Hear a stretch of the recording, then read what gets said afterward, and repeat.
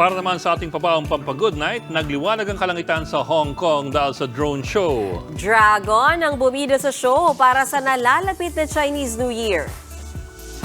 Libo-libong drone ang ginamit para makabuo ng malaking Red Dragon. Umiikot pa yan sa ere kasama ng Phoenix.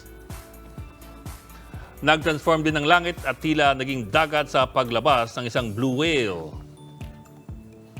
May damuhalang robot ding lumabas. At ito ang isa pang kinaaliwan ng mga manonood. May QR code ding ipinakita sa ere para sa mga discount sa shop sa Hong Kong. Taray! Dinagsa ang show ng libo-libong turista mula sa iba't ibang panig ng mundo.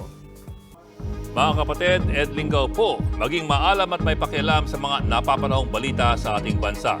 Para sa mas malalimang pagtalakay at paghimay sa mga issue at headlines, tumutok lamang at mag-subscribe sa social media pages ng News 5.